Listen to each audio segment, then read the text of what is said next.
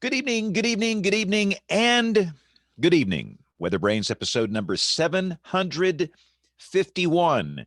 The pre-show, that magical, marvelous time of the program where we do three things. We share boring personal stories, humorous anecdotes, and we say outrageous things.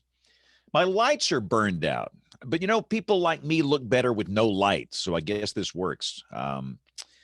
No, what's funny, both of the lights, what were they, key and fill lights, the ones in front of me are out. So all I've got are these fluorescents up here, which is not good for a bald head coming right down on that. So, and we're kind of short staff on engineers and stuff, and I could not find a bulb. I would change it myself. But anyway, so I'm sitting here in the dark, and that could be a show title. And we're on Zoom tonight. Ooh, I'm so happy. For the last 2 weeks, we've had to use Google Meet, or maybe 3 weeks. And it is convoluted to get that live on YouTube. I have to bring up Google Meet and then bring up Zoom and do a screen share of the Google Meet session on Zoom and then stream it to YouTube and routing the audio and all that. So if I had any hair, I would have pulled it out. But the content was great. We had our friends from the National Weather Service in Mobile, Alabama last week. We had some folks from the National Hurricane Center. We've had great guests, but due to our friends at NOAA, they can't use Zoom here because of security reasons. So anyway, we're back. We're back. And go ahead and invite everybody. So here we go, and we'll see if we can make this puppy fly. This is June 8th, by the way. So here we go. Let's get everybody on the horn. Hope your weekend was good. We had a tornado warning here in my market about 1 hour ago. That was a little interesting situation there. This was for a small fraction of Cullman County, which is north of Birmingham, and it lasted for all of 3 or 4 minutes. I mean, they literally issued the warning as the signature was moving out of the county. So I stayed on TV for about 3 minutes, and that was it, which is a good thing because you know what Monday night is. It's The Bachelor. And people aren't happy when you cut off The Bachelor. And I say that I would assume that's what's on TV. I honestly don't have time to watch, but I do know in the back of my mind generally what's on. So didn't have too much hate going on there. All right, so let's see if we can get everybody shaking and baking. Let me check all my video settings to be sure we are good, and I think we are. So now I'll just sit back and let people into the show here, and we'll get this thing rolling. I guess I could do my embed code thing now. Why not? Let's do that, and then that'll be sure we get on the television side. So there we go. We have now made that happen. And let's admit, when you bring people on, you don't let them in, you admit them. So we are now admitting Jennifer Naramore, the Golden Pipes. Hello. In front of the golden microphone. How are you tonight? You got the perfect voice. Thank you, James. Oh my goodness. No, I mean that. I don't say that when I don't mean it. I mean, it's a pleasing, relaxing, confident, inspiring voice that most of us don't have. We just try and fake it. So you're natural. So oh, I really, really appreciate that. That means a ton to me. No accent whatsoever. None. Zero.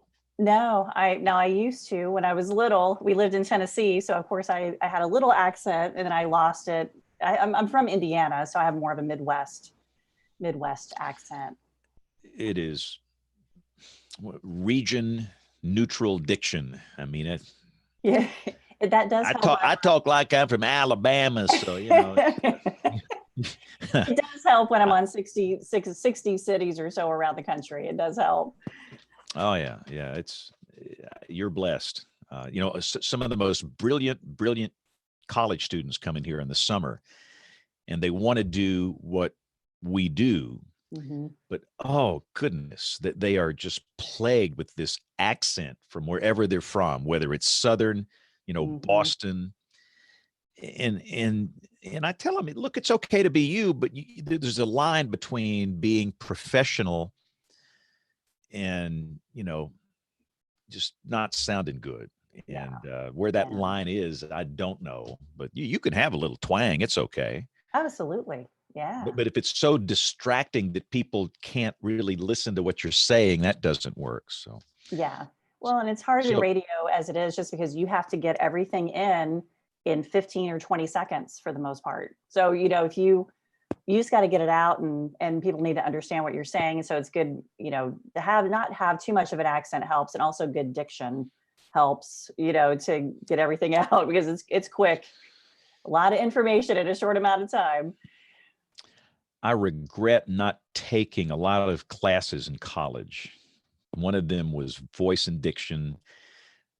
Writing. Oh, I just missed out. I should have taken more writing classes, because who would have imagined that I would be writing so much content for these Mm-hmm. blogs and everything else? And Yeah. I just don't have any formal training in that. So Yeah. I don't so either, actually. so I've invited everybody, and it's just us two. So Okay. I don't know what that means, but we'll carry the show. We We will will. carry this We can show. do it. We've got it.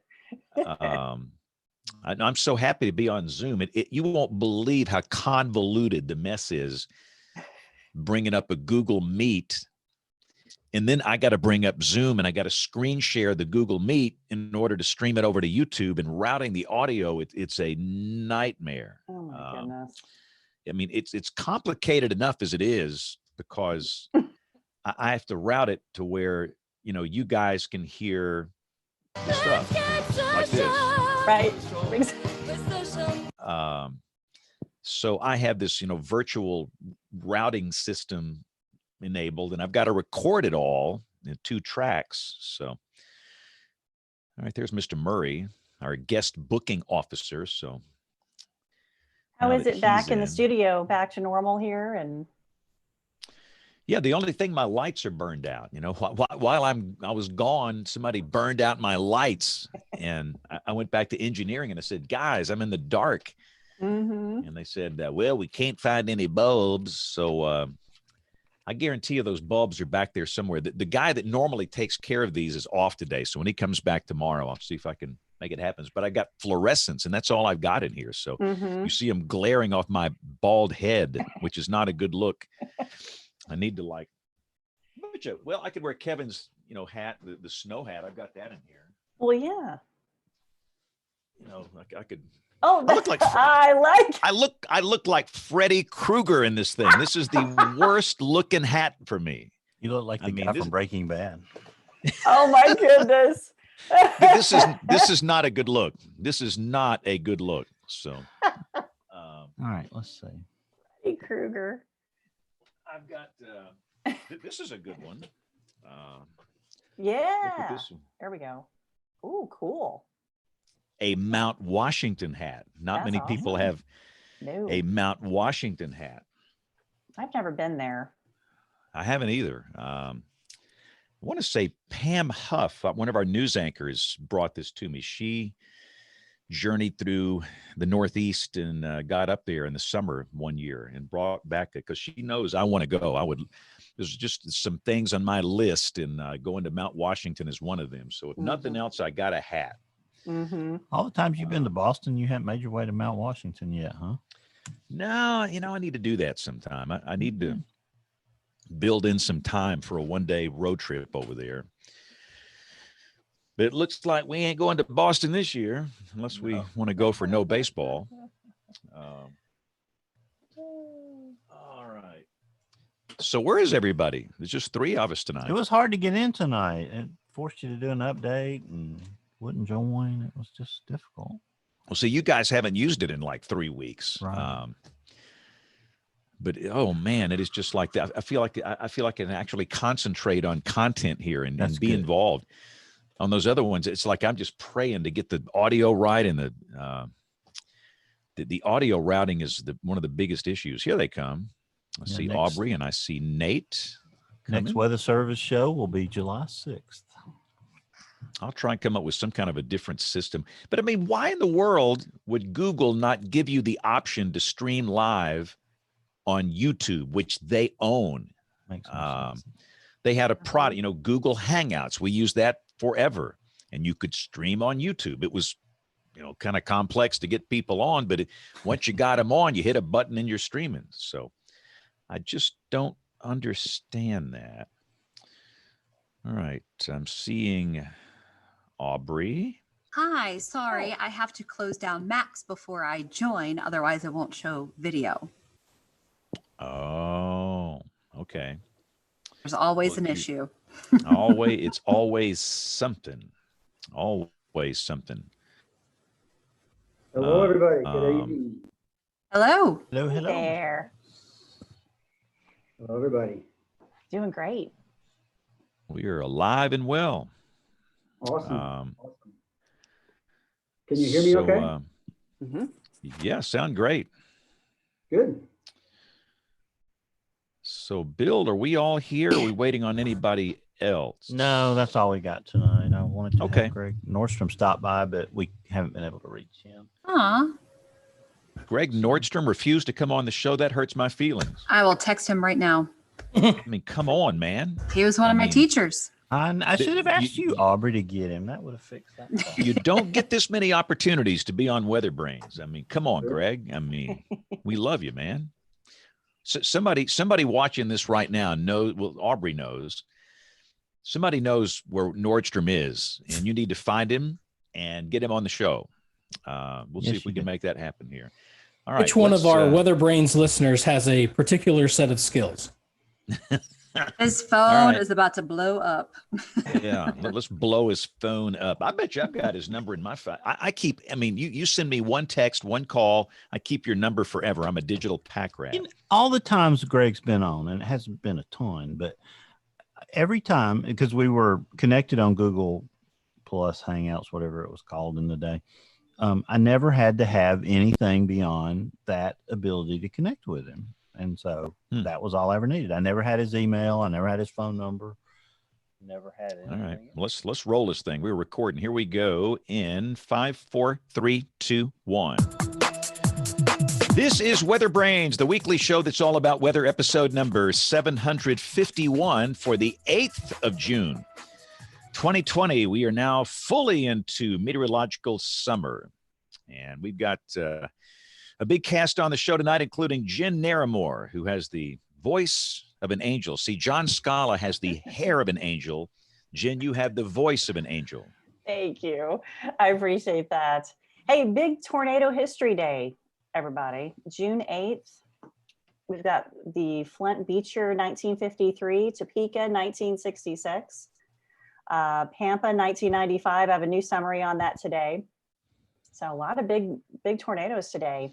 And we have them all on Tornado Talk. We've been talking about them on the server.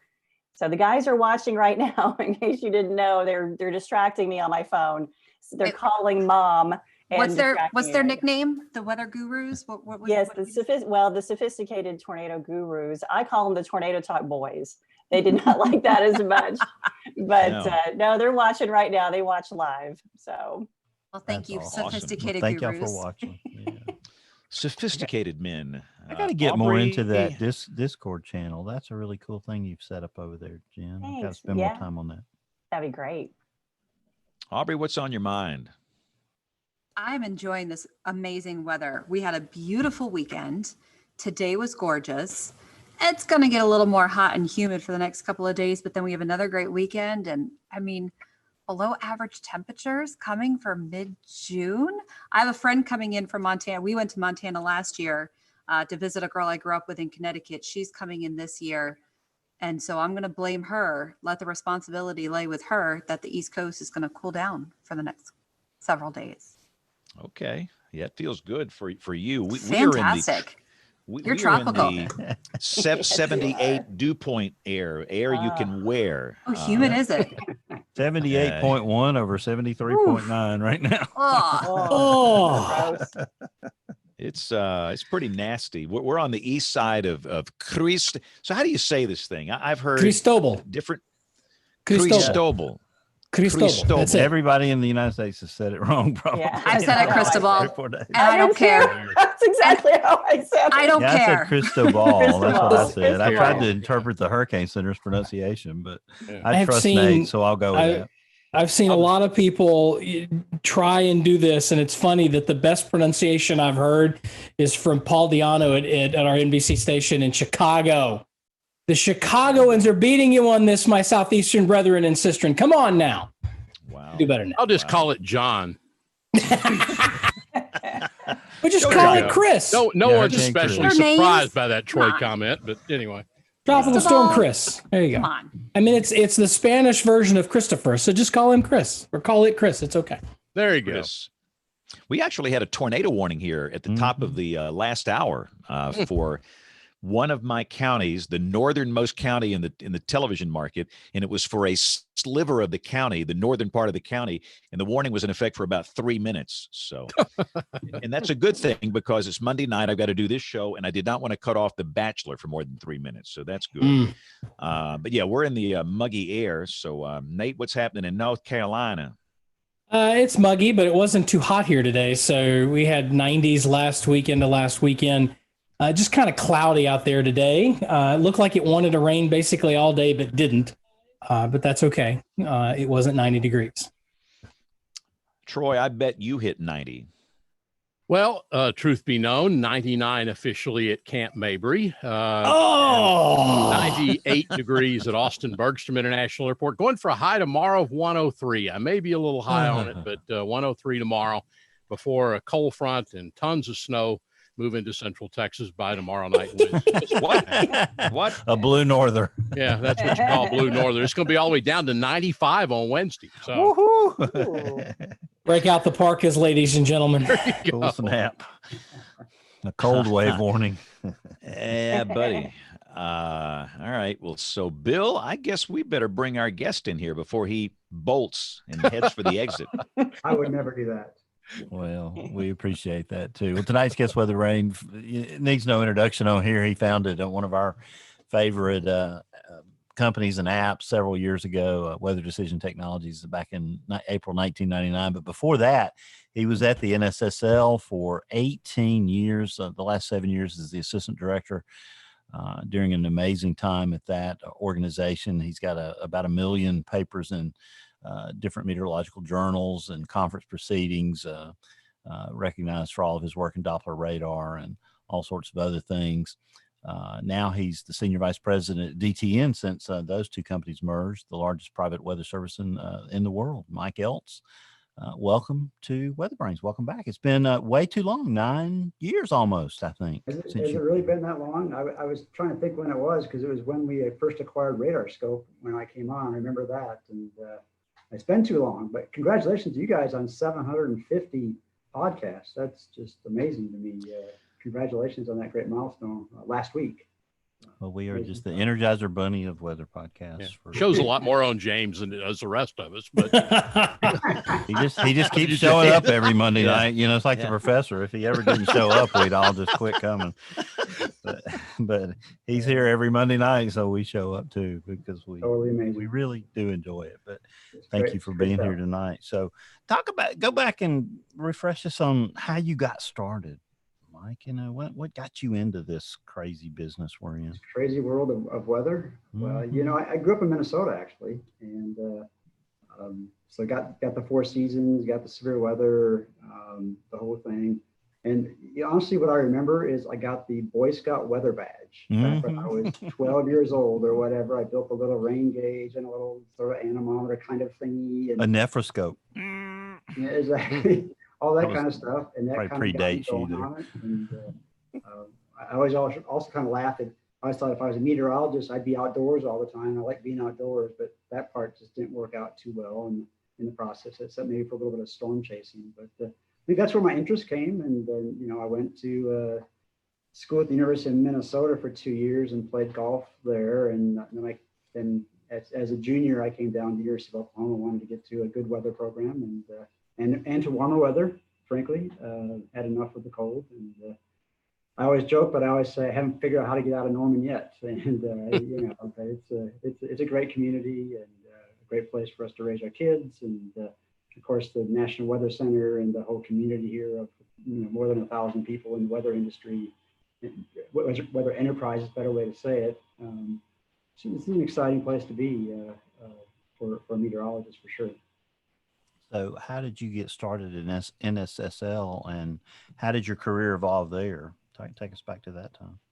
So after I got my bachelor's degree, I started working on my master's, and under Dick Doviak and Dusan Zernick, probably the two godfathers of Doppler weather radar, basically. And so I spent many years with them. And when I got done with a master's degree, they hired me at the Severe Storms Laboratory, and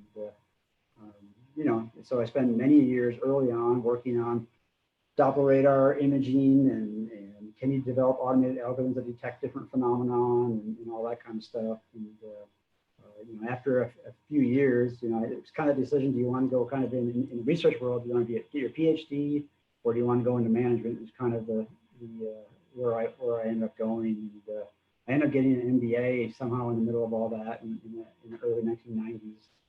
And from that point on, I was kind of given a lot of management responsibility and being a kind of natural entrepreneur. I took a team of about 8 people. In about 5 years, we turned it into 100 people in the National Severe Storms Laboratory. And the cool part about it was right at the time that WSR 88D and NextRad was just really coming to fore. And so they needed algorithms. And so we built SCIT and hail and, mesocyclone and tornado algorithms. We built the OPUP for the Air Force. We built the ORPG for the National Weather Service and NextRad program. We did a huge amount of research, and even the Vortex program was under my guise of 100 people. And Eric Rasmussen and that team ran the very first Vortex program. So it was a lot of fun, honestly. For 5 to 7 years there, we basically had a huge percentage of the NextRad R&D money. We did a lot of great development, built a lot of great stuff, but a lot of those algorithms are still, different versions of them, but are still in the NextRad program. You see storm tracking or tornado detections or hail detections, same base algorithms. Obviously, they've gotten a lot better over the years, but that's what we did way back in the day, back in the 1980s and 90s, basically. Well, I always look back to May 24th, 1973, I think is Union City, right? The day the Union City tornado was, a red letter day in tornado warning history. But I was interested to read the Palm Sunday, post-disaster report last week, just happened to come across it. And, Doppler was really already, in 65, it was already on the radar, no pun intended. At that point, wasn't it? So, I mean, this was not a new concept in 1973. It was coming along in the 60s. Yeah, I don't know that my Doppler weather radar history that well, but I know one of the very first true, high resolution, if you will, good beam width kind of radars was basically a prototype they built here in Norman using some Navy ship kind of parts, basically, to create the first Doppler weather radar. And I think that was in the early 70s, rough time frame, a little bit before my time, but not too much. So they started doing that here, and then they built the second one here eventually. They called it Norman and Cimarron radars, and then they were able to dual Doppler weather radars. And those two radars became the prototype for the NextRad systems over time. But a lot of just core research on, do you see a mesocyclone aloft before you see a tornado? Do you get any lead time, or is it just post, kind of things? You couldn't put an ROI on building a Doppler weather radar network if tornadoes were detected after the fact instead of before the fact. And so a lot of the early research was, what can you detect well in advance to give the public, safe warnings and timely warnings? And a lot of it was built upon the ROI of tornado warnings. The fact that you might be able to get 10 to 15 to 20 minute lead time on tornadoes was a huge part of the justification of building the Doppler weather radar network, for sure. we were saddened by the passing of Les Lemon this past week, and I'm sure you got to spend a good bit of time with him. Talk about Les and his, his accomplishments and advancements and contributions to, to the science and all the other pioneers that were alongside him. Yeah, I mean, it's, I keep thinking of people like Les Lemon and Don Burgess and a whole host of other people, but those two always come to my mind of the guys that were just excited to look at radar and try to understand what was really happening in the environment at the same time. And both those guys, every time you talk to them about storms, severe storms, and it's just amazing the insight they had and the passion they had and the passion for trying to understand physically what was really happening all the time. And of course, they would tie storm chasing into that, and they'd be calling storm chasers if there was a program going on. And so with Les, it was always that passion. He'd always like walk down the hallway and sit and chat with you, or you meet in the hallway, and all of a sudden he's got like papers in his hands showing you something you printed out and showing a hook echo or whatever it was, right? But he really understood, and there's techniques named after him and those kinds of things. So just a great guy and just a great passionate meteorologist.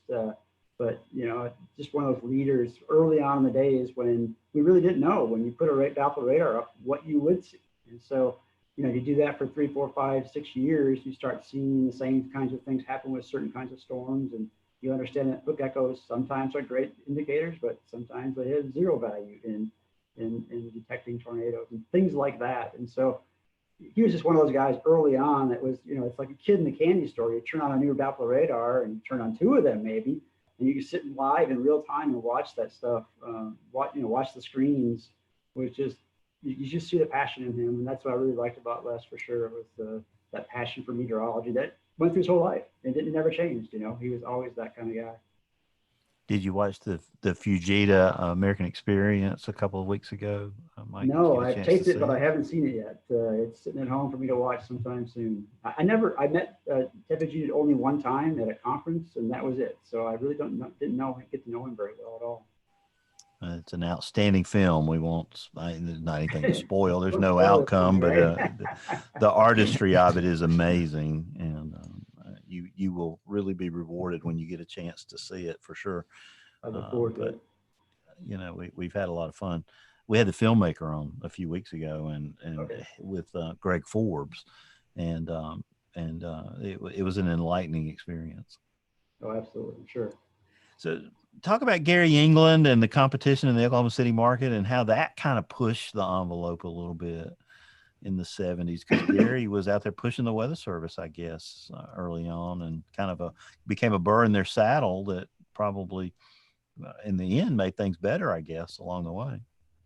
I would think so. I mean, it was, some of the tension back in those days was around that the Weather Service opinion was that National Weather Service was the only person that could put out a tornado warning.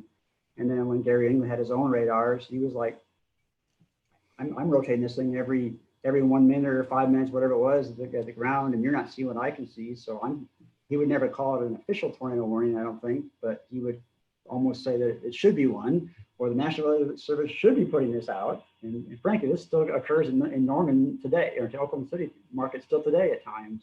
You can hear the guys with the tools and the 1 minute update and other things suggesting to the National Weather Service. But Gary and the National Weather Service, there was definitely a tension. I think it was basically a good tension. It probably drove people to think harder about what should you really be doing, because frankly, people are on the air. James Spans of the world, they know what the community wants and needs, and when they see something that they think needs to be told to the community, to their viewers, they should, right? That's their job, and so that was kind of that betwixt or between kind of thing that went on for a long time. And I don't know if I don't think they were personally angry at each other. It was just a natural tension that occurred in trying to communicate very, very well to the public, basically, when they saw something or believed there was something happening. It seemed like, Troy, a lot of times some of those broadcasts, like Nash Roberts in New Orleans, a lot of times ended up in a post-disaster survey from the Weather Service, and it wasn't always in a positive light. But but their audience has always loved them. That was for sure. And we miss having them on the air. I miss hearing tornado precautions from Gary. We had him on a few weeks ago, Mike. Yeah. It was good to hear. He's a great guy. I actually got to know him when I started the company. I talked to him quite a bit as I was starting our WDT, just about what the broadcast media was like and what his job was, and did he want to invest and all that kind of stuff. I never could get him to invest, but he's a very, very good guy, though. Troy, you go ahead. You got a question for Mike? Yeah, Michael. Troy Kimmel here. Thanks for joining us tonight. Yeah, Michael, let's talk about for a second the latter days, because I admire what you've done so much. And keep in mind, this is coming from an Aggie who teaches at the University of Texas. I tell my students every semester, I say there are very few universities around the country that are the real world. If you want the real world, you've got to go out there and go into a place of business. Universities, you're not going to learn that. You've got to get out there and do that. And Michael, talk about the unique, I just think I always advertise the University of Oklahoma, even here in Austin, as being one of those places with the development of the National Weather Center of government, academia, and private sector across the parking lot or in the same building as one another. And then I look and see what y'all have done with RadarScope, which is amazing. You know, I don't run across that many people in my running circles that hadn't got it there. And it's just really amazing, that opportunity and really I guess the collaboration of what has been done at the National Weather Center. I know that's, you've made the move there. You say that you haven't left Norman. I can see why. Yeah. So, I'll start with sort of the Norman community. It really is amazing. There's a lot of visionaries that driven the Norman enterprise. And Jeff Kimple, we lost him not too long ago too, and he was a huge visionary for the city of Norman and the Norman Weather Enterprise and the National Weather Center, and many other people's names that I could list, but his first comes to mind. But the ability to really have, and I've heard numbers now, about 1,200 people in Norman working in the weather enterprise in some form. And so it truly is academic, government, and private sector. And I think they're getting pretty close to each other, honestly, in scale, which is a really cool thing. I mean, it's really unique. I mean, if you go to Boulder, there's just not a lot of private sector stuff there. Not a lot of university stuff that's directly there either, not as big anyway. And I love Boulder, don't get me wrong. A great place also for meteorologists and weather enthusiasts for sure. But there's just something about the Norman community where, like, I literally can walk across the parking lot, and I know probably 50% of people still in that building. And so if we ever want to talk about certain technologies or license technologies or find new hires, I mean, we have, we've hired a lot of interns out of there, and then they turn into employees and those kind of things. So it's just the Norman community is such a unique place in the world, I think, honestly, because you've got, the Severe Storms Laboratory and a number of research academic kinds of things, along with the school. And it's a unique place for us, as a company. I think it's a huge advantage for us to be here, actually. That creates a lot of value. So I think that's pretty unique. And I'll spin now to RadarScope. I always joke, I guess it was 9 years ago. I couldn't remember how long ago it was, but roughly 9 years ago, as a smaller company, I loved RadarScope so much that I acquired it, and the four developers hired me at the same time back, I guess, 9 years ago. And we've just run with that app for a long time. And it's very rare when you see a meteorologist they've never heard of or don't have RadarScope on their phone. And the great part is I saw some stats today for the month of May. We've grown 40% year over year for 3 years in a row now, and we have something like 11,000 tier 2 subscribers, which is our $100 per year component of it. So if you haven't got tier 2, get it yet. And it's become a brand. I mean, it really is. If we're starting, I think we're going to launch, or already have just launched a store where you can buy T-shirts and hats and mugs and all that with RadarScope on it. But even just. But none of them will be the original Radar Hawaiian shirt. with the Yes. WDT logo on it, which I Yes. managed to scam my way into one of those a number of years ago. You It's got still one of a prized possession. You don't want to Yeah. part I'm with not that, sure- do you, I Nate? have mine too. It's the greatest. Oh, I'm My not- wife says it looks like somebody threw up on it. It's the greatest. I have to tell you, I'm not sure I fit in it anymore, but I still have it.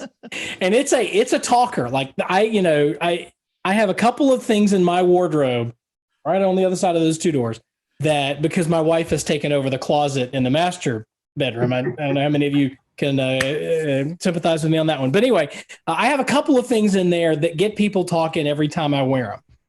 But that radar print Hawaiian style shirt is the number one thing I can wear anywhere, and people will talk. Oh, he's going to go get it. To have a bingo here. Yes. There we There's a new go. one. You got a new It's one. back. Oh, it's still got a tag on it. So Maybe that the tag guest on there. booking officer could skag. Could Yeah, skag one Michael, of can we those. get like can we get about 6 of those here? Thank you. I will see what I can. I'll make a note right now. I'll see what I can do. We are against bribing, Michael. I'll tell you that. We do it. So. You bet. Yeah, we are not opposed to swag. That is for sure. But RadarScope, I mean, it's just a cool app. I mean, we all use it all the time when you do it. I still storm chase usually with my family now, and you know, it's just amazing. And people that you wear I typically wear my RadarScope T-shirt when I go out, and then people run up to you and you know, Mike Wolfenbarger and their team, they were at the AMS not last year, the year before, and in our booth, and literally there was like hundreds of people looking for them to give them an autograph. You know, it's like all the Nice. younger demographic are all looking for you know, something from them. So it's almost cult status, which is just awesome. And How did you meet up with Mike? How did that relationship develop? the Norman community, right? He did things, and we knew of each other from when I was at the Sphere Storms Lab and when he was at the Oklahoma Mesonet. And you know, the side stories are they built the RadarScope app nights and weekends while they were still working at the Oklahoma Mesonet. And after about 2.5 years or so, they realized that it was really hard to work nights and weekends on something like that, and they wanted to work full time. And I loved the app, and so 6 months of conversations and lunches and beers and all that, we figured out a way to make it happen. Michael, I got to tell you that I've still getting Kevin Clazel where he doesn't hate you for taking Wolfie away. Because it was, I still have RadarScope sitting over here on a computer, which is Oklahoma Climate Survey, old stuff. And Wolfie was the only one that could really do much with that thing. And to this day, but I'm talking about such a hardworking person. I know Mike for a while, and he's a really nice guy and hard worker. Absolutely. Oh yeah, absolutely. And he saved my chicken tonight, because on the grill I was grilling some chicken thighs, and that storm that came up from Montevallo, James, I was like, we got to turn these puppies up. I could tell it was about to get ugly in here, so we got those things off the grill just in time because of that app. So for a long time, you know, there wasn't a lot of competition, right? RadarScope was the only thing out there. It just happened to be really, really good. But now it seems like there's a lot of apps that are trying to you know, weasel into your market share a little bit. What's the, you know, based on what, obviously, you know, trade secrets and all that, but what can you tell us about the future of RadarScope and where that's going to go in the future? Well, we spent a lot of time this last 6 months or so, or almost a year now, just rebuilding the back-end technology. So things will still be faster and better and prettier and all that sometime in a release coming up here pretty soon. I think and then of course there's always this long list. I think the value that we really get from it is we have so many customers that are so passionate that we have a Facebook user group that has thousands of people on it. And so we get so many ideas on what the next big thing should be and what the next small thing should be. And we have a bug there and all that kind of stuff. And so that creates huge value as we decide about what we want to do in the future. So the ability for, you know, us to have that active community, not just a passive community. I mean, they tell us if something goes wrong instantly. We get this huge long list of things, and sometimes we get a treatise of how all the things that we should be doing with the app. And That's all great, right? And so that drives us to the future. And so I was talking to Mike this morning about it actually, and he said that got to get past this technology enhancement so we can start doing the new cool things that all of our customers want to have again. So I think that's what really gives us the value. And yeah, we see a lot more competitors in the last 2-3 years. And some have already come up and gone away. Others are out there. They're nice apps, but I think the total package that we have and it just creates a lot of value for our users for sure. Talk about the broadcast side for a while there, Mike. What's the status of it? How's it going? Are y'all still doing that? Because I don't delve on that side. I know James is and always has been a big fan. We really just have set up RadarScope so that I'll be careful here. Any person on TV that wants to can put RadarScope basically on an iPad or wherever else. And you can call James a blow-dried boob. He does it all the time. It's okay. Yeah, exactly. Exactly. When he called the guys in to fix his lights today, he reminded them he's a really big deal. I'm kind of a big deal. I was trying to be very careful there, but literally it's really easy, and we've made it so it's free and there's no cost or whatever. To us, it's just it's a chance to give back, but it's also a great branding and value for us to see RadarScope on television.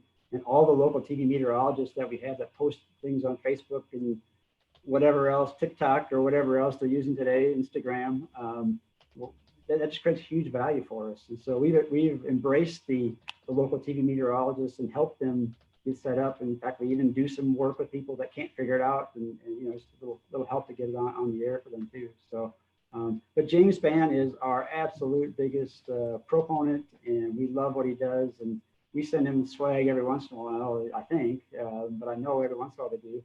And we really appreciate your use of the app and on-air use during high impact times too. No, I'm your biggest marketing guy that's not on the payroll. I mean, you are exactly.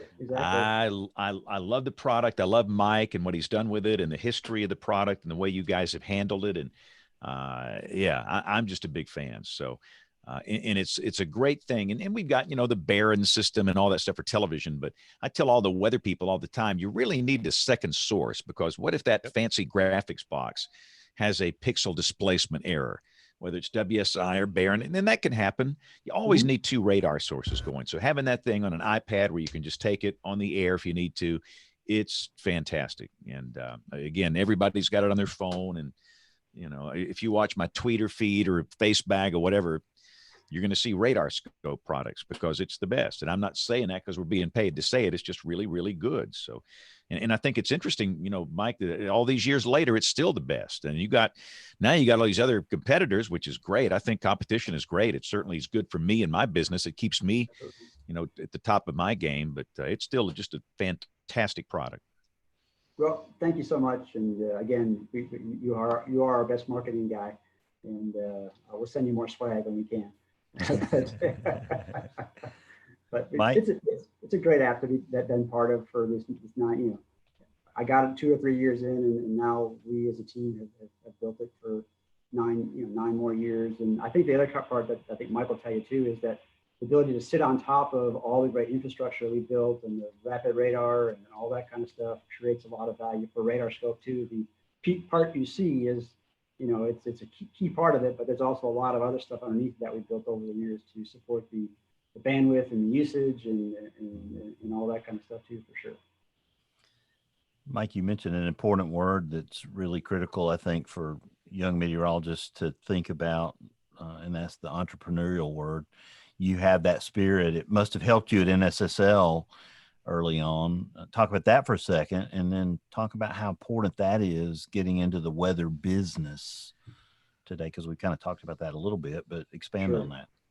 Well, yeah, I think that drive to build something new is one definition of an entrepreneur is building something new, and it can be a business, it can be other things too. But to me, that's a key, especially if you want to be honestly in any vocation, but especially in the private sector. And whether it's a relatively small business, the whole total business is maybe $1 or $2 billion globally, so it's not a big business compared to a lot of other businesses. But in my mind, for me to want to grow something, the risk of, I was a GS 15 person in Severe Storms Lab. I had my daughter that was about 2 months old, and I quit that job and started a company with $500,000 investment. And looking back, how stupid was that? Crazy was that, right? But at the time, it was the excitement of building something new and to take the risk at something. And, you know, so me and 4 other guys basically jumped off a cliff together and hopefully build wings as we were coming down, or whatever analogy you want to use. But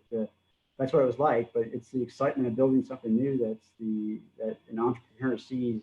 You got to be able to just look past the risk and not really worry about them too much and just move on and go forward and believe in your plan and in your team and all those kinds of things. And that's what we did. And, you know, now I'm sitting here many, many years later, sitting on top of the largest weather information company in the world. So, you know, it's been a great ride, but a bumpy ride. You know, it's not just straight up for sure as you go. Yeah, talk about DTN for a second. How big and expansive and what all y'all are into now. You played golf at some point. They were into golf early, weren't they? They were. They absolutely were. I actually played golf with the CEO of DTN way back in the day. You know, so DTN, you know, as we look at our business now, we've acquired a whole bunch of businesses recently. So, you know, DTN acquired Wilkins Weather. This is just in the last like 3 years now. So Wilkins Weather, WDT, Media Group, you know, very large weather company in Europe. We acquired the biggest weather company in Australia, Weather Zone. We acquired Metstat here not too long ago. We acquired from Iteris, we acquired their Clear Ag and Clear Path, so road transportation business and their ag business. So it's a you know, I think it's on the order of 7 businesses now we've accumulated in the last 3 years. And ultimately, the goal is to use scale and quality of technology and the different way to think about weather and to drive it into a business. And, you know, we really have, you know, really in six big areas: shipping, aviation, utilities, surface transportation, offshore, oil and gas, and then sort of business continuity and outdoor safety, you know, those 6 areas. And we try to be really good at being the same all over the world. And we're driving it. You know, we're roughly 700 employees now. We have about 200 forecasters, you know, true people sitting behind the desk and forecast for people and mainly consult with people. So we've got a lot of scale now in the business, and that creates value in itself. But you know what I'm really excited about is I'm trying to drive the business say, we don't want to be a weather company in the future. We want to be a company that's great at leveraging weather information to provide insights and knowledge and actionable decision support for our customers. So we're trying to focus less on just giving you a forecast and instead working with you to figure out what happens when these kind of events happen in advance and then forecasting it for them. So for example, for utility companies, we're doing things like forecasting 3 days in advance the number of outages you might have, you know, in day 3 or in day 2 and day 3 and day 4, based upon machine learning, artificial intelligence, 5 years of history of their outages and 5 years of weather information, and put it all into a big pile and come up with an answer. And so that's how we're trying to change the weather industry, if you will, is to make it not a weather industry, but a industry that's really good at leveraging weather to do other things. So big data is really, really huge in that equation. Huge. You know, we're hiring data scientists, we're hiring experts in machine learning, we're moving huge amounts of data around, we're getting data, not only weather data, but we're getting data from our customers and from third-party sources so that we can combine all that into really important solutions. And then again, it's not about, again, say where it might be snowing or raining, but it might be how many pounds of salt you need to put down per mile on that highway, for example, is another thing that we do. And it's things like that create value. Or even outdoor events. We're doing a lot of work with lightning safety and prediction and when can you get back safely and all those kinds of things, which I'm sure you've talked about many, many times on WeatherBrains. But you know, we're right in the middle of that. And so I kind of look at it, if you can kind of do IoT, human in the loop, and then data science, somehow those 3 together create a great differentiation for us over our competitors. But most importantly, it creates great value for our customers at the same time. Talk about the public-private partnership and its importance going forward, and where are we 5-10 years down the road on the government side in your estimation? Well, I think there's certain things that the government just does really well and has the capital to do and all those things. I mean, we talk about the radar network. It's a huge investment that us as taxpayers have made over time, and private sector is not going to do that unless it's funded by the government. So why do that? Same with modeling. It's a huge event that it's a huge amount of research. It's big supercomputers, all those things. I don't see that change, either one of those kind of things changing, honestly. And same with large satellites. But there are, I think, over time, what you'll see is the private sector will be adopting those things, like I said, with data science and other things, and digging deeper into our customers to create more value. We're definitely seeing surface networks and those kind of things. There's not a huge amount of capital. They might be managed better or as well by the private sector as a government, for example. In some of the emerging parts of the world too, there's areas where they don't have the infrastructure, and could private sector come in and throw in a couple of radars and run a model over those areas? Absolutely. We do those kind of things. We run a WRF model over different places in the world for our customers, in addition to radar data and those kind of things. So it kind of depends on where you are in the world, obviously, but the United States and Europe, Western Europe, have really good infrastructure, and I see that the governments will continue to do that.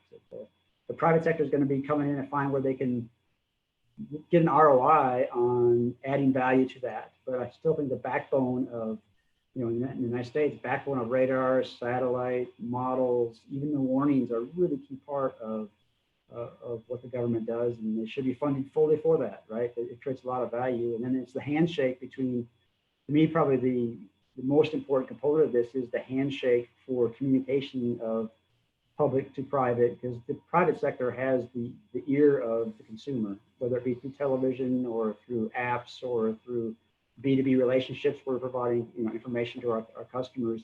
That's where the communication part is. And so the better the two work together, the better off the consumers and the taxpayers are in the United States, and I assume any place else in the world.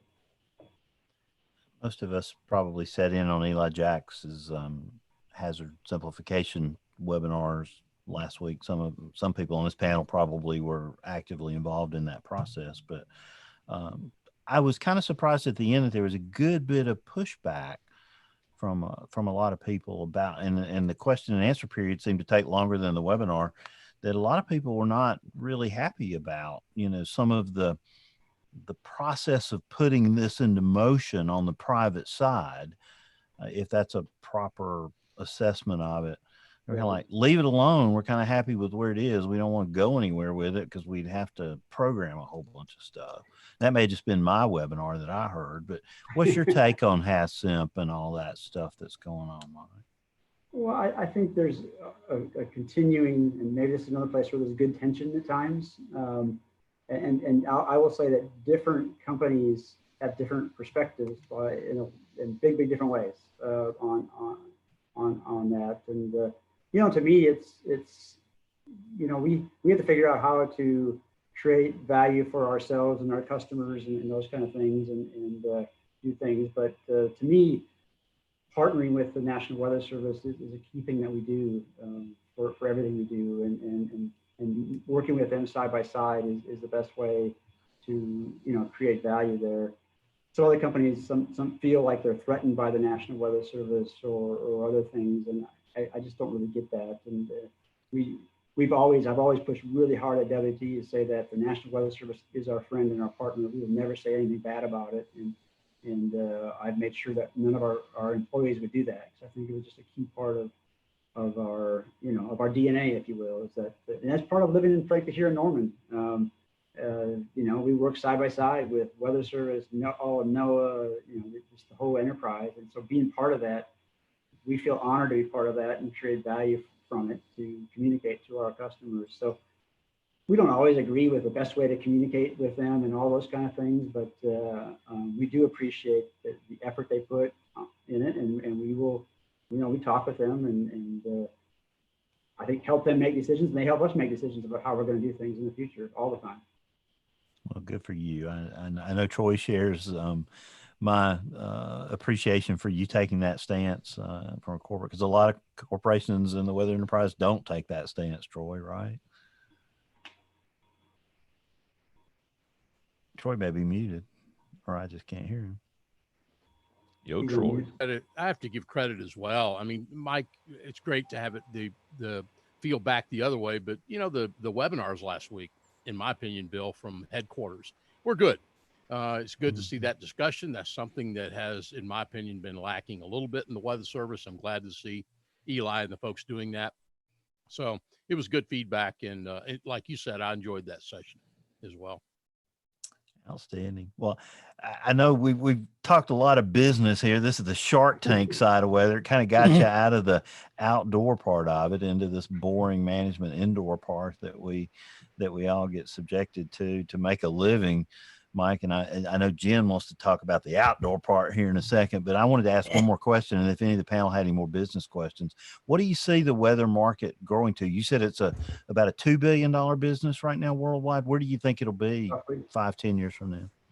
Well, I think it's growing rapidly, honestly. I think we talk about a lot of things, and you can get into, I think businesses are changing. I mean, for one, they're doing a lot more analytics and other things, right? And so they're starting to realize when they try to figure out what's changing or causing impact to their business, they're realizing that they can't figure everything out. And also going, oh, business affects us. And so now they got a weather affects our business in some way. In fact, I saw a survey recently, 95% of businesses are affected by weather in some form. And so as companies go more and more towards data science and analytics and trying to understand their business better, weather is a really important part of that. And I think the more that data science is available, the more we can drive and be part of our customers' workflows. I just see it growing at a pretty rapid pace. And I've seen some studies that show 6 to 8 to 10% growth in the weather industry as a whole, you know, CAGR for the next decade. And I think that's really possible. I think it's going to grow at a really good pace. And we're seeing that throughout our markets. It's part of DTN's thesis of why would we make all these acquisitions, right? Is that the pie is going to grow over time because we believe that the validity of what we do is going to create more and more value over time. And then you could, I won't get into this discussion, but you could argue that climate change is causing more extreme events and more problems. And so, you know, and some businesses are making decisions based upon that too. And so there's a whole bunch of things that I think are tailwinds, if you will, to no pun really intended, to the weather industry going forward globally. And now one more thing, the United States and Western Europe are doing a lot with weather. The rest of the globe really isn't yet. And so there's just the opportunity of being a global company and all the opportunities that brings forward to us too. So I'm bullish about the whole weather community generally going forward. Well, Jen, I think we've exhausted the Shark Tank side of the business. There may be a few scattered questions. That's always interesting to me. Can I make a pitch to you guys can make an investment in us or something, or is that how it happens or not? Yeah, we got about $50 over here in the WeatherBrains corporate. We got at least $75 in there, so there's no problem. Yeah. My piggy bank. We were kind of hoping you'd buy us and give us a little bit of money there, Mike. Now, Mike, it's great to meet you. Jennifer Naramore here, and I use RadarScope I do radio broadcasting. I do severe weather coverage, so I use it constantly, and it helps so much to zoom in and be able to tell people what's happening on the radio. You can really paint the picture best doing it that way. But yeah, you mentioned going chasing with your family now, but I wanted to find out, when did you start storm chasing? And if you could tell us maybe some of your favorite chases. So, when I came to Oklahoma back a long time ago, part of that thing as an undergraduate student at the University of Oklahoma, everybody went storm chasing, right? And so I really enjoyed that and did that. And, sort of like we were storm chasing before storm chasing was cool kind of thing. There'd be nobody out there, which was really good. Excuse me.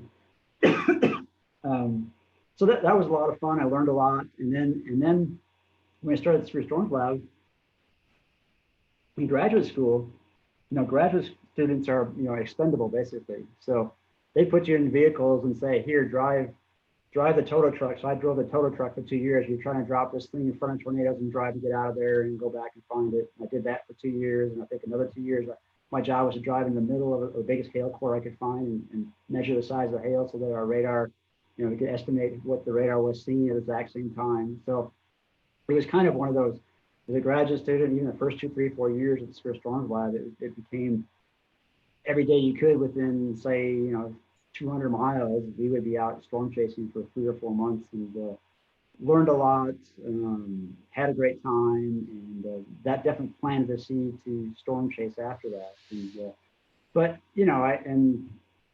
that was sort of the underlying what I did. And then as I started getting busier and busier in life, I chased less, but I still consider myself a sort of gentleman chaser. If I watch the forecasts, I make my own forecast, and then if at 1 o'clock or 12 or 2 or 3, there's actually storms forming and they're close enough to me that I can go drive out and see them, I will do that. I don't do the 5-day chase vacations and all those kind of things, which I need to do sometimes. It sounds like a lot of fun. But so I have 2 daughters that are both just in college now, and one's an expert in RadarScope, one's an expert in mapping, and us 3 go short storm chasing. My wife sits in the back seat, and we have a blast with it. And so we get out probably at this time 5 to 7 times a year, and just really enjoy it as a fun thing to do. Some people go fishing, we go storm chasing. That's awesome. Yeah, I was researching the Pampa, Texas, with that big outbreak in 1995, and that was a vortex. I think it was the second year of the vortex, right? Yeah, it was. Yeah. And so I was doing the research on that. Do you have is there one that stands out in your mind that was one that you really enjoy being on? I don't remember dates like everybody else does as well, exact dates and those kinds of things. I really don't have the one I had that I remember, and I don't even remember the date anymore, but I had National Geographic with me, the photographer and a journalist, and we were kind of being chased by got a little too close, had to turn around and chased, and we were driving 80 miles an hour down this road, 55 or whatever the speed limit was, we were driving it, and we drove, some of course. We were too close to it, right? And we drove, and about a half mile down this road, it dead ended in this guy's farmyard. And we had to turn around and go back out about a half mile. And right as we got there, this kind of big, relatively weak, but you could see the mesocyclone on the ground basically. And we hit the corner to turn right when the mesocyclone on the ground, maybe it was a tornado, a weak tornado on the ground, hit us at the same time. And so that was actually chronicled in National Geographic, but that's when it sticks in my brain as sort of the scariest event I've had. And I was driving, and at the time was like a senior guy, probably 23, but driving, and so that's when it sticks in my brain. And I'm not sure even the year that was anymore. That's awesome. Thank you. You bet. Hey, talk about your 20 years at NSSL, Mike. You were there from what, 81 to 2000, 19 years. What were some of the biggest advances during your time at NSSL? Well, when I first got there, and I think I started graduate school there in '82, probably. At the time, the knowledge of tornadoes, and you look back now, Jesus, that's 40 years ago, basically. You look at what we knew at the time about tornado genesis was almost nothing. The idea was there was a mesocycle and a tornado came from it, and all that kind of stuff. And then the early part of just using radars to even try to figure out what we're seeing with that was some really exciting times. It was a combination of radar engineers, the Doviak and the Duchamp Zernishes of the world, and the Downbursts and Les Lemons and those guys on the meteorology side. And so just to be part of all that, and the excitement of learning, and the excitement that we're building something for the United States and the next rad program as that got further along. I mean, there's some pretty powerful times there. When I got out with my master's degree, I had a lot of offers to go work other places for more money than I got to stay at the Severe Storms Laboratory, but I was hooked, right? It was a really exciting place to be, so to me the key pieces were all in the radar side. I mean, in the radar and the understanding of severe storms that went. There's a lot of other stuff, and lightning research was great at NSSL and some modeling kinds of things, but the really powerful stuff that really drove things for the nation and for the weather community as a whole, I think was in the combination of radar and severe storms and starting to really storm chase and really get value from it. And and combining all three of those and starting to understand what you could see with the radar. And then, now you get to like the vortex kinds of things where you're really getting into what is tornadogenesis and different kinds of tornadoes and different ways they're formed.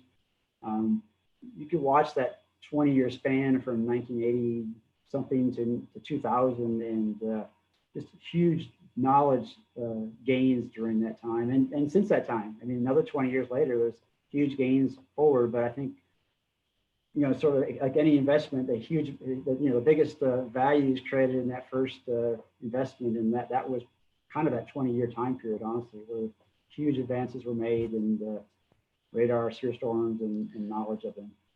So my next question. So we're in 2020, 20 years from now, 2040. What do you see on the table? What's the next big advances in the weather enterprise in terms of science, equipment, remote sensing? Where do we go from here?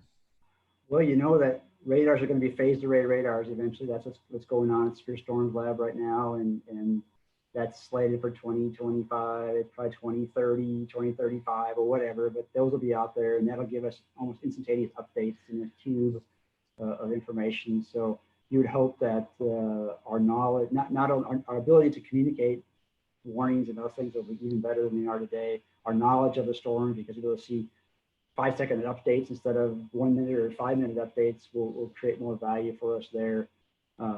Satellites will get better and better, higher resolution, more of them, lots of little satellites floating around. That'll create a lot of value for us. And then, I think it's just a continuation, and modeling is going to get far better too, right? I mean, it just keeps getting big investments all over the globe and better modeling and better physics in the models and more data going into the models. And so, we're kind of all on this same journey together. It's going to keep getting better and better. And you probably have better weather TV graphics too, that's my guess, for displaying the weather data too. I saw that look, James. All right. You're talking about, you're talking about that. Wait, did you say you were getting in that business? Did I hear that correctly? Not in that business. Okay. Maybe you should. You talk about that, and I think, with Doppler, you're talking about that it was being developed in the 60s. It was really deployed in sort of mass in the 80s and early 90s. And I felt like it was probably 10 or 15 years. I mean, it really wasn't until maybe about 2010 or so that we finally, we had reached sort of a critical mass of the stuff that we had learned, right?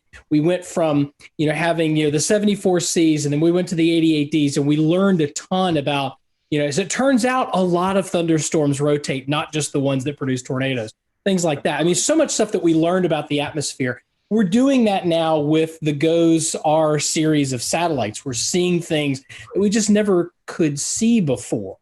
What do you think? And we're sort of in that moment with dual pole. I think we're probably another 5 or 10 years or so away from the crest of that wave breaking on us and showering us with knowledge. Of course, it's never that easy. But what's the next? You say phased array, and that's, I think, just a faster version of what we've got.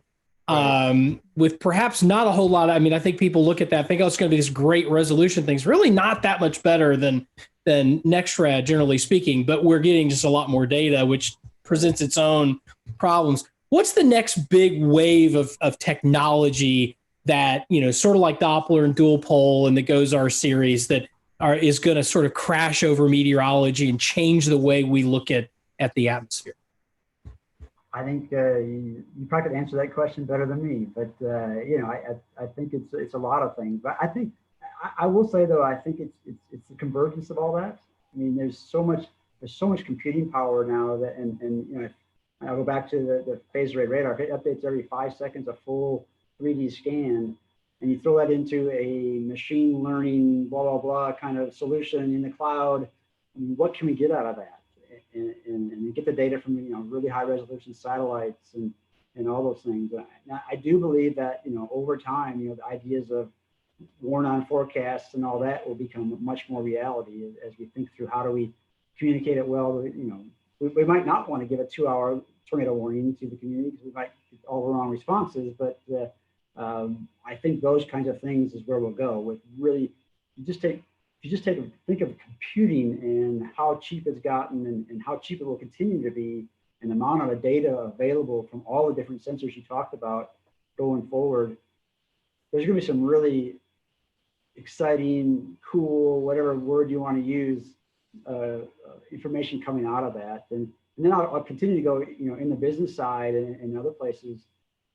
I do believe that you add that data science and other things to that, you can really create significant value for everybody in the worldwide community, whether it's just the citizens or if it's big, big utility companies or shipping companies or whatever.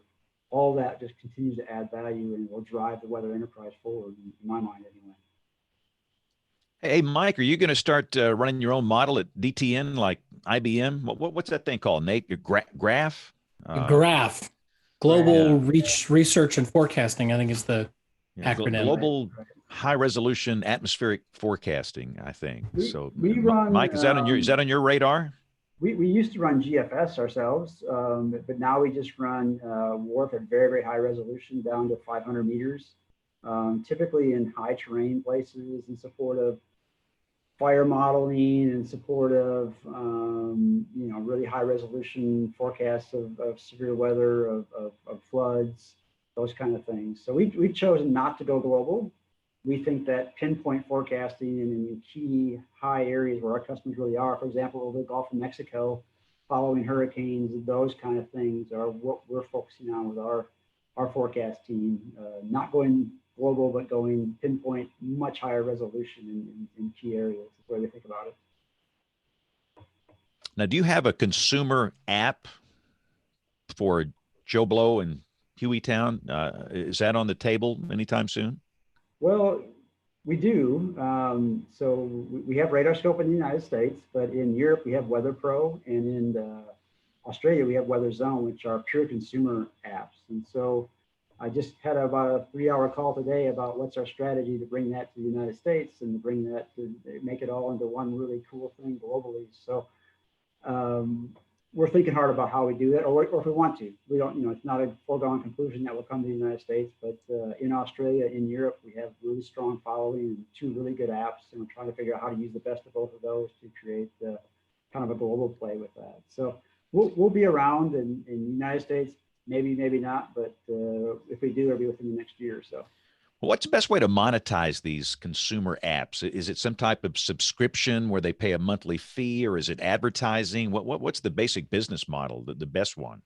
The best advertising creates most of the value for them. And we've looked at some other apps that were for sale recently, and usually 90%, 80, 90, probably 90% or more of the revenue is generated from selling ads. So now, are you going to offer a 45-day forecast on this thing? We're aiming for 90 days by the hour, yes. Gosh, I got a note, and I don't mean to drag anybody down here, but I got a note on social media that this lady, she had a beach trip planned for the end of July, the last week in July, and she was dismayed that the app she was using had an 80 to 90% chance of rain every day that week. This is the end of July, and you guys probably know the app I'm talking about. And she was literally going to cancel her trip because of this. And that is the most bizarre, and I've never been able to get a straight answer other than, well, people love it, people want it. Well, people would love a machine where you control the weather. You pull a lever and the sun comes out and the rain stops. People would love that too, and it doesn't work. And I just don't. That's another topic for another show. No, for consumers, that's just not. But I will say we have a long range forecast team, the Frontier Weather team we acquired 4 years ago or so. And we have customers that actually like daily forecasts out for 365 days. And it's climatology plus. But what they're doing is they're driving demand models. So they have to figure out, they have to forecast what their demand is going to be. And so if we can be 60% right and I just saw the stats, we are 60% right out to 9 months. That actually creates value. But now we're talking about temperature only. And, so they've got these huge models they run to figure out what the demand for oil or for electricity is going to be. And even a 10% value like that creates huge value for them in the market. So it just depends on who the user is at the end where you can create value. That I think is an interesting. You're teasing on something that I think is really important, and I think that some private sector companies get a bad rap for this, but to your point, there's value. Some particular users, right, particular sophisticated users, can take that kind of information and with all of the assumptions and everything that go with it and leverage that to make decisions that if you can eke out 10% better than Climo over an entire year's worth of forecast made every day of the year, then that can, if you're 10% better than everybody else every single day of a 365-day forecast, for 365 days, that's a lot of 10%. And those sorts of scales add up. I think where we have a problem in the enterprise is that interface. And you talked about the handshake between, the public sector, the government, and then private sector, and then how we communicate that, how we make that available to the public. And I'm of the ilk that I think that information tends to get out, more over time. Those kinds of things are going to find their way out to the public if they do indeed have some value. And I think it's incumbent on us in the weather enterprise to educate, when those products go out, to educate people on how to use them and how to try and leverage value. And I think, James, your example of, a woman, canceling a beach trip 6 weeks out based on a 45-day forecast is not the right use of that particular tool. Would you agree with that? Nice way to say it. I'll say absolutely. I mean, those are, if it's a misuse. It's like it's some place you can go put in your wedding date up to 12 months from now and say, is it going to rain that day? And so if you change a day, they're not sophisticated users. So you got to build things that meet the needs of the actual user of it. And it's a misuse, honestly. I mean, it's okay to say that we think maybe potentially that it's going to be warmer that time of 6 months from now because our long range forecasts show that there's some skill. But man, you got to put caveats around that and everything else, and you can't put it into a rain in one day or a hurricane coming in 9 months or whatever some of the forecasts out there are like. So yeah, I think it's I would just say it's incumbent upon us as a weather enterprise to be smart and to do the right thing and not misrepresent the value of it. I mean, if you put the error bar on there, it'd be so big that on a given one day that nobody would ever use it if you did that. But they try to represent it that it's going to be a real forecast, and I think that's it really misguides the consuming public in that case. Like I look at those types of forecasts, especially with the energy companies and things like that, where they're making essentially you're making a series of very small bets every day. Over the course of a period of time. And if you can, beat the odds, if you can beat the house, 6 times out of 10, you're going to make money.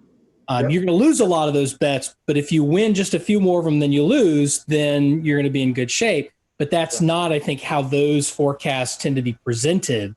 And that I think, can lead people into doing what James was talking about, where you cancel a golf outing 2 weeks out, or you cancel a beach trip, 6 to 8 weeks out, that kind of thing.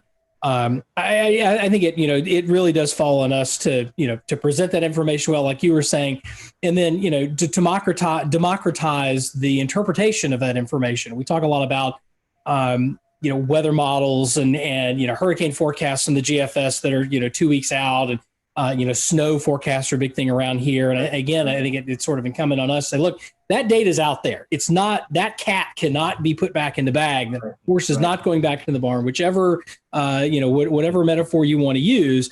And I think we have to make sure that we're educating people. And that's where broadcast meteorologists, I know you guys have a blog that, you use and we'll go through cases and explain things and show radar data off of RadarScope.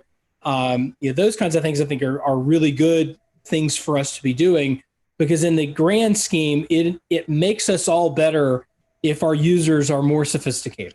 Right? If Absolutely. the competitive piece of it isn't just, business to business competition, but if we're continuing to improve the position of our users and our viewers and our listeners and our website visitors and what have you, I think that puts us all in a better position to continue to add value and to find new ways to add value.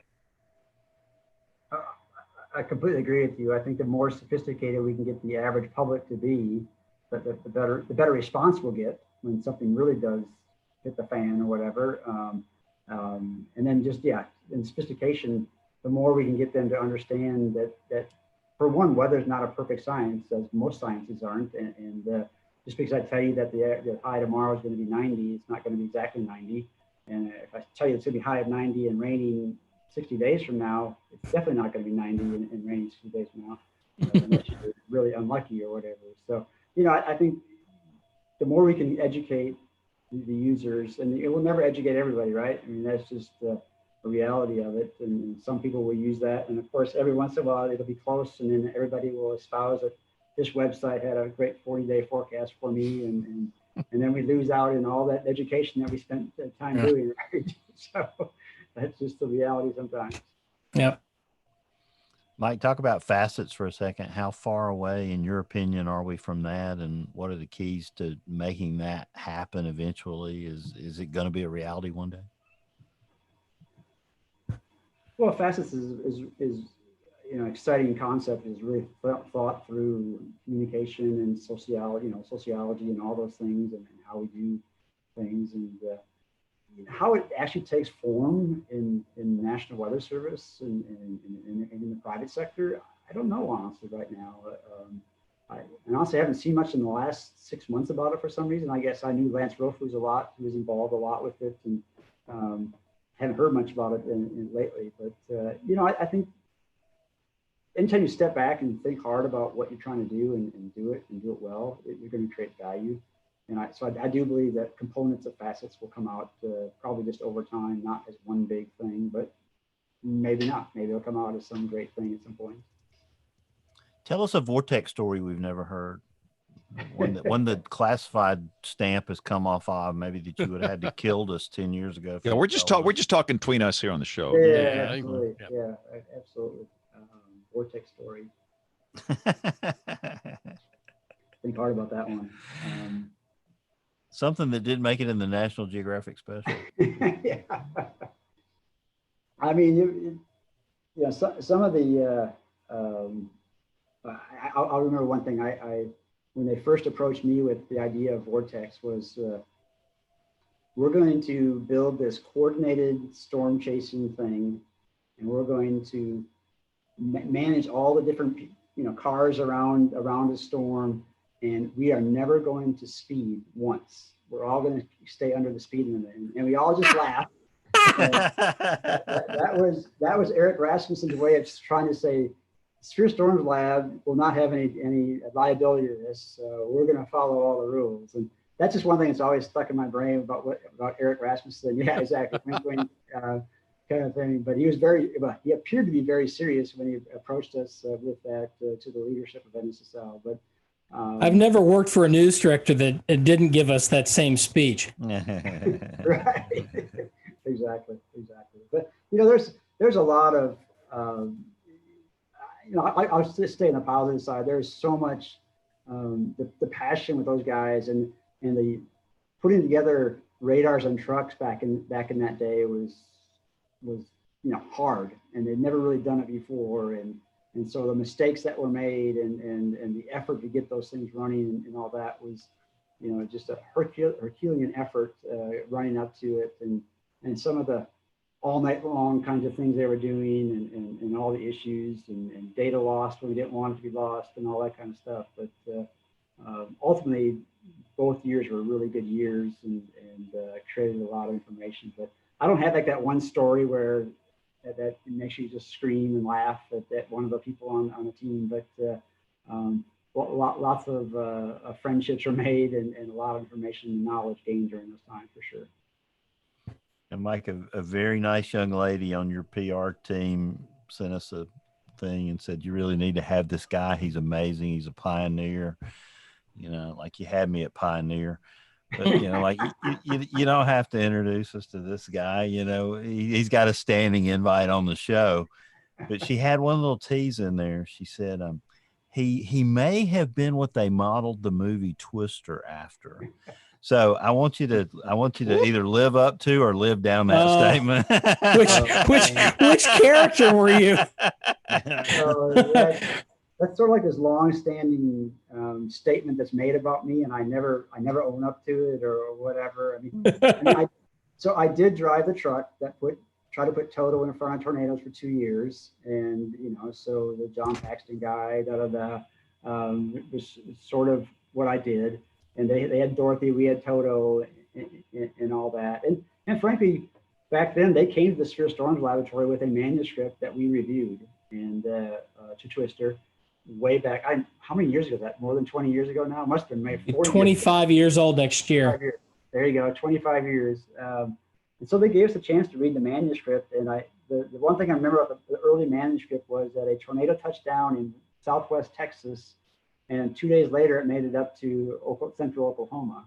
That was their view of a tornado. So you might laugh about the scientific integrity of Twister, but if it would have gone out as the way they had it, it would have been basically a hurricane that formed in Southwest Texas and stayed on the ground for 2 days. So that was the value we created. We couldn't stop the cow and tie ourselves to a belt to a pipe, but we did stop a 2 day long tornado. Have some fun with it. So I have to ask, I did my undergrad work at NC State, and my last semester, I had the privilege of taking a graduate level radar meteorology course with a future NSLCell director, Steve Koch. Mm-hmm. And one of the things that we had to do by hand was to de-alias radar velocities using the IELTS method. There you go. Go through the flow chart, doing all of the, the next neighbor and everything. I remember that as being one of the most hellish things I ever did, but it was cool. You could do it. And it was, it's sort of one of those things that Dr. Koch, sort of pointed out. It's like, you got to learn how to do this stuff by hand so that you can appreciate, what the computer's doing for you, and that you can flag the 0.5% or whatever of the times for the computer's doing it wrong, because the times the computer does it wrong are either going to make or break it.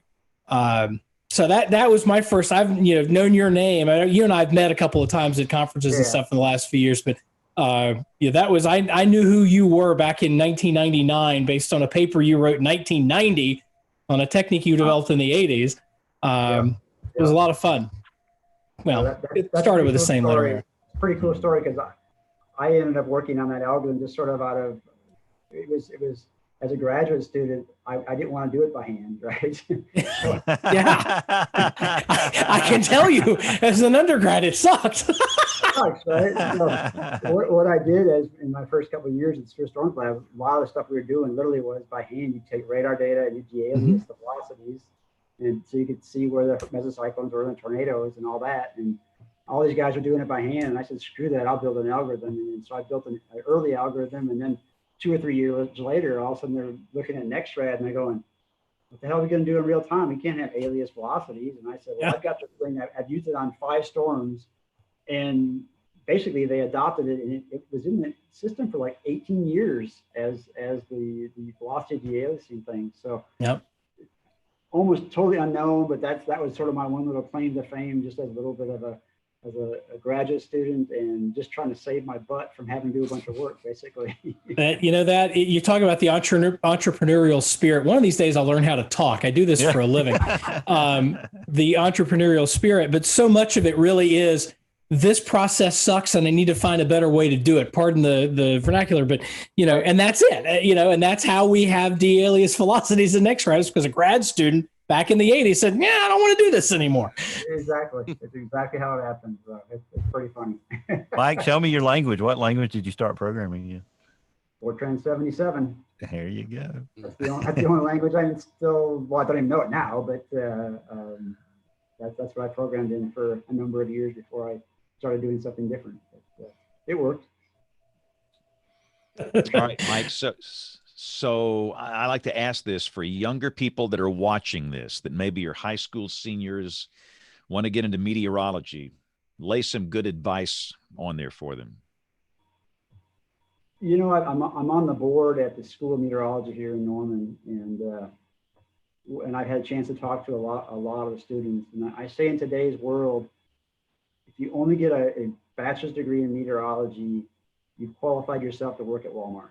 And that's really what's happening. There's way too many bachelor's degree in meteorology coming out. And so if you want to be valuable in the marketplace, you need to either go to broadcast, you know, get a degree that includes a minor in journalism, broadcast journalism. You need to do data science. You need to do software engineering. You need to be emergency manager. So now they have classes in emergency management, even degrees in emergency management. You know, the number of jobs for pure forecasters is dwindling and will continue to dwindle over time. And there's a glut of them. And so that's what I keep telling them is that you got to find meteorology. If your passion's meteorology, find your second passion and combine it somehow to create value for yourself in the marketplace. Because even the salaries for just forecasters is so low compared to other fields coming out with a bachelor's degree or even a master's degree. And so you've got to think broadly in how to be marketable in the world going forward. So that's why I keep preaching, and I'll hopefully I get to preach it again here today, but I think that's really important. Preach on, brother, preach on. Absolutely, absolutely. But if you could pick a second skill set, what would be computer coding? What's the most important if you were to just suggest one? I think right now it's data science, you know, analytics, data science, and meteorology. It's a rare bird to find out there right now, and we're looking for them. And I know other private sector, and I even know that the universities are making huge investments in data science, and that'll flow over toward. It already is flying into meteorology too. So I think that's where the world's moving, is analytics and data science, and that's a huge opportunity. No, Kim is not on tonight. She's actually taking the week off. But what do you think about this integration of social science and meteorology? Oh, it's key, actually. Absolutely, it's key. I was on a committee that with the National Science Foundation, and I don't know who it was anymore, but we wrote a paper about this, did a whole study, and you know, it's the whole story of, do you do a 2-hour tornado warning?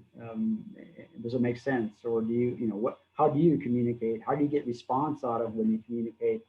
That's a field that, I think back in the 80s and 90s, the idea was if we could produce a tornado warning as early as we could, that would create a lot of value. And I think the studies of Kim and others have made a huge difference in belief that that's not true, that most people need to see it at least twice before they will even, confirm it once, maybe confirm it a second time before they'll take any action.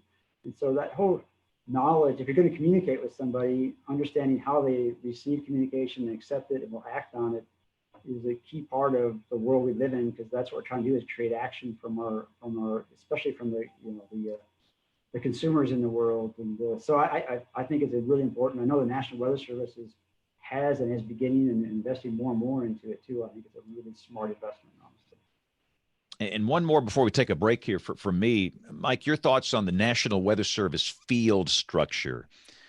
Do you see them going to a more regional operation where they shut down some of the WFOs, or they keep it as it is? Where's the Weather Service going in terms of the operational meteorologists in the next 10 years?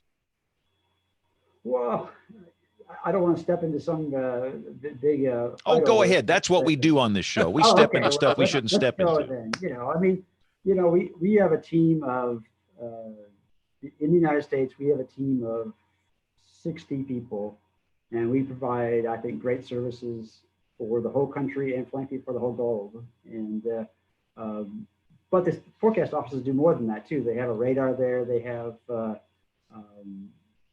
they have other things. But in reality, over time, the forecasts are getting better and better. And you've all seen the studies that after day one, the meteorologist isn't really creating any value in editing the forecasts. And warnings can be produced from anywhere in the world in reality. So all the data flows into one place. And so I think it becomes a number of issues, though, about how important is a SUE in the local office and the communications and the communicating with the local TV stations and those kinds of things.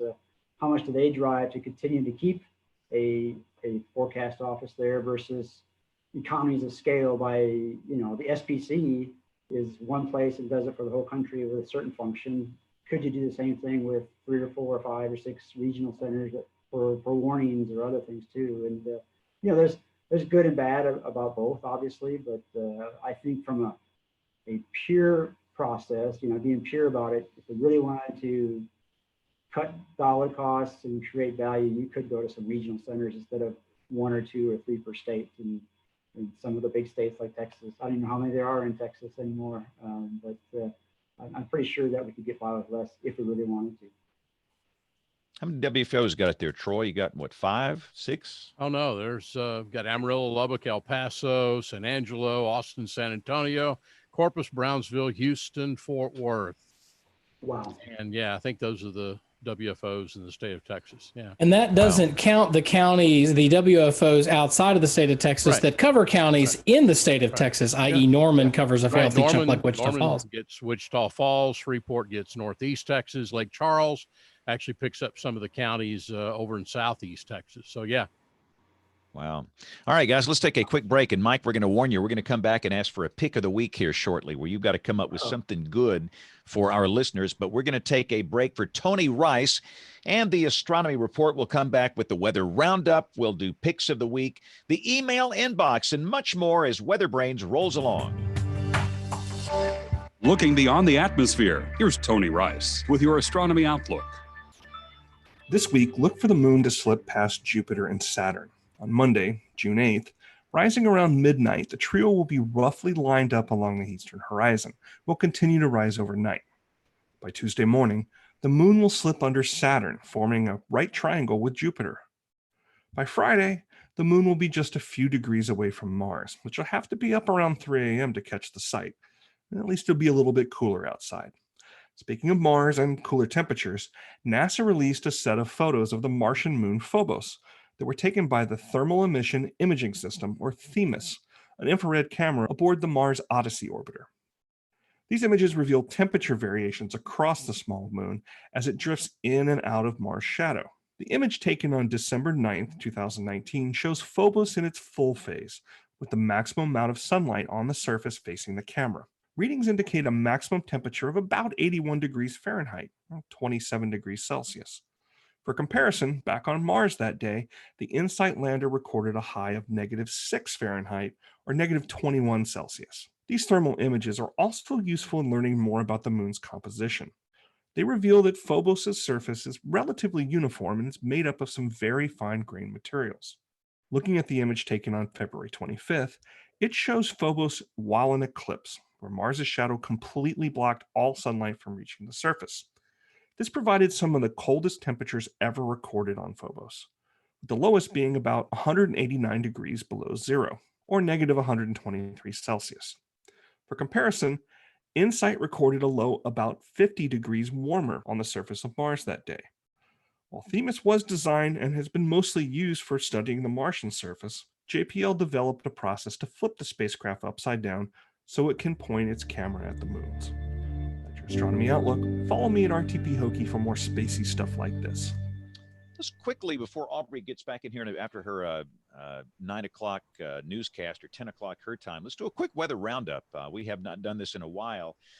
We had our third named system come into the Gulf of Mexico late yesterday. And again, we're doing this show on June 8th. How do you say it again, Nate? Say that thing one more time. Cristobal. Cristobal. That's it. Cristobal. Cristobal. Cristobal. And for the record, when we get to the I storm, Isaias. Oh, Just wow. start practicing now. Oh, It's not boy. Isaiah. It's Isaias. Just start practicing now. You'll be ready. Pulling our chain. No, I'm not. I would never pull your chain, James. Oh. Showtime. Troy's chain I'll pull all day long. But That's another show title. And Nate, I enjoy it. Okay. Wow.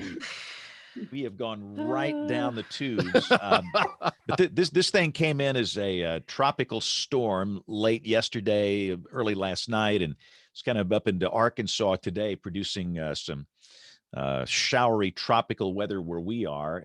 I don't think we had major damage on the Gulf from this. That, to me, some of the biggest impact was over in the Florida Peninsula. Did you guys see the tornado in Orlando Saturday? Yeah. That was what, rated EF1, I think. Jen, you're our EF1. Strongest since 1998 in Orange County or something like that. And this is a great example of why, again, you go back to these maps and everybody looks at the cone in the center line and you just assume that that's where the problems will be. But think about how far away was this tornado from that cone? Several hundred miles to the east. And we just, again, I say I'm talking to myself here. I have to do a better job of dealing with the impact of these things instead of just throwing up these maps on the tweeter and the face bag and here's your tracking map. There it is. But do a better job of communicating the impact. And I think the Hurricane Center did in their discussions, and we all knew that it could be well to the east. But I don't know. I still get the idea that people just focus on that cone. Ooh, I'm not in the cone. I have no problems here. But the weather was rotten in places like Jacksonville, Florida. And of course, Orlando, and goodness. I heard a major national broadcaster say yesterday afternoon, who was on the scene, say, and we're not even in the cone. And I'm like, the cone is about this big right now, and the impacts are like this big. But Troy, I watched the tides at Waveland all, from my shift was about 24 hours starting Saturday night. And, 5.5 feet, I think, is what the storm surge was, roughly 5.6. Yeah. But I was still floored when I saw, a lot of the video from there. Well, one thing too, Bill, and you give credit where credit is due. From day one of that system emerging away from the Yucatan Peninsula, the National Hurricane Center pointed out that right side, it was going to be weighted that way, and it was going to be a big swath. They said that. The Hurricane Center said that out almost immediately. So you have to give them credit for that, because I thought about that when the tornadoes that we saw around Orlando, I'm sitting there going, not exactly there in the center path of that tropical cyclone. So I think National Hurricane Center did a good job with that. It's amazing too about this is that the water in the Gulf of Mexico, that water, from what I understand, is damn near boiling down there. And, they predicted it would stay in tropical storm strength. The environmental conditions weren't all that good. And as far as I'm concerned, their strength held up pretty well. The path held up pretty well. The models were pretty consistent as you looked at it. So I think it was kind of interesting. And they're, we just had Jamie Rome and, Robbie Berg on, and that experimental maximum surge product was really, really good. I just was still kind of, I've got to go back and look at some past storms, because I even, heard the mayor of Grand Isle, and it's one of those places that's just going under.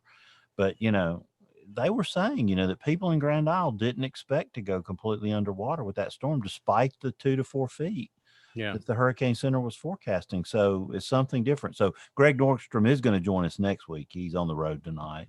Well, unfortunately too, Bill, we lost two teenage brothers in Grand Isle that were caught in the rip current undertow. So we lost two people there. That's part of my pick of the week in a second. But again, you can't, that southern coastal parishes of Louisiana, they're interesting. Really interesting. And I think also, like Mike sort of mentioned, and maybe in kind of and how people respond as well, and whether they'll get out of there or not in these types of systems. And it sounds like maybe some people decided not to, because we had quite a few people rescued. That goes to my pick of the week. So. Okay. So Aubrey, I see that you are here. So could you possibly do a little email for us? I can. Well, if that's the case, then I'm going to roll a little music here. Because when I hear this song, I just automatically want to go straight to my email inbox. Letters. We get letters. We get stacks and stacks of letters. And along with what you guys were talking about with the storm surge, it reminds me of a tweet I saw this weekend from Brett Adair, who posted several photos of children and dogs in the high surf. And he said he was just dumbfounded by people just playing in the high water that was surging forward. Incredible. All right, so we've got a couple of emails for tonight. This one is from Matthew Bostrom. I am a meteorology student at Mississippi State. Woohoo. And Matthew is a big fan of the show. Appreciate all the work that we do on the show. Would love to see someone from the Hurricane Hunters on the show with hurricane season starting. It'd be a great time to get an inside view of the work that they do. I'm assuming that this time of the year, they're probably going to be a little bit out of commission. Maybe after hurricane season, that might be a little bit better, but we'll see. How long has it been since we've had a good old hunter on the show? It's been a while. We need to work on that. Probably been 10 years or so. Ooh. Yeah. Let's see. I did the keynote presentation with Will last year. Maybe we could ping him. You did. And let's see. Scott. This one is from Scott in Kansas. You guys may have heard of this already, but in case not, I presented a snapshot of a tweet from the NWS office in Kansas City. I was aware of the western storm, woke up briefly for it, but wasn't aware of the storm coming from the east. And that was the post that Kansas City had, which was incredible, of the two MCSs kind of kissing almost, as you had the one western storm and then the one eastern complex moving to the west, and they kind of booped each other. That was an awesome view. Yep. 2020. That's got 2020 written all over it, And they said it's not out of the realm of possibility, but for us on shift, we've never witnessed it in real time. So kind of interesting there. So that's all the email I have. If you have an email for us, email@weatherbrains.com. Love to hear your guest suggestions, show suggestions. Those are always wonderful. Maybe if you see a cool link or just an interesting post, go ahead and email us, email@weatherbrains.com. Don't forget to follow us on the Twitter. And maybe we're still on the face bag. We're not sure. We don't know. We just don't know. All Don't these use other the face shows, bag. they've got their staff that handles their social media accounts, and we don't even know. So, all right, so let's do picks of the week. Mine's kind of a sad note that I saw that our friend Dick Goddard has COVID-19, and he's had some health challenges, and now he's fighting this. So I'm sure that his family would welcome any prayers that you have for him. How long has it been, Bill, since we had Dick on the show? It's been what, about 10 years ago? Too long again. I'll look and see. I hope we get a chance to have him on again. Yeah, I look back and when Les Lemon passed away, I went back and saw that we had Les on the show about 10 years ago, and then that stuff's just, I mean, we've documented some very historical people here in the weather enterprise. I mean, think about all the J.B. Elliott stories of the super outbreak of 1974 during his time here. But again, the links to all of these pieces will be on weatherbrains.com. Yeah, Dick was on in 2010, and guess who the guest panelist was that night? James? Who? Mike Wilhelm, a good friend of the show, is the late Mike Wilhelm, boy.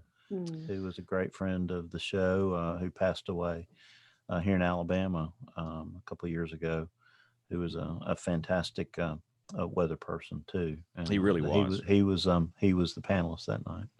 Wow. What number was that? I'm going to go. That was show number 225. I lose track of when we started video here. WeatherBrains initially was audio only for a while, and we brought in video at some point. But all this stuff, it's I need to get in there and probably do a better job of kind of making it easier to find those really old shows. But they're all there. I mean, we have them and they're there, so that's awesome. All right, Jen, what's your pick of the week? Go. I have a Twitter account for you. It's for Oklahoma Tornadoes. They're a great group here, and they've actually started partnering with us, created their first summary on the Drumright tornado. The anniversary is today, and just passionate crew, historians, and tackling any tornado history event in Oklahoma. So great account to follow on Twitter. Awesome. All right, Nate Johnson, what you got for us? Alton Smith, 1990. If you want to relive my graduate class experience and de-alias some velocities by hand, I've linked you directly to the AMS Journal article where you too can de-alias velocities by hand in your own spare time. That makes my head explode just thinking about that. Wow. Look, it was 21 years ago for me, and my head still hurts. All right, Troy, what's on your mind? What you got for us? Pick of the week. Go. I kind of got a Weather Underground summary story that came out today in regard to those southern coastal parishes of Louisiana, and talking about 29 people had to be rescued. Now, if you know those southern areas of Louisiana, a lot of the homes are built up on stilts anyway. When you get well south of I-10 down there, but it sounds like most people that were rescued were in that situation. The houses remained dry, but they got trapped out there in salt water or at least high water. Near Mandeville, 10 people rescued by EMS and fire department down there. There was a state park down there where they rescued another 19 people.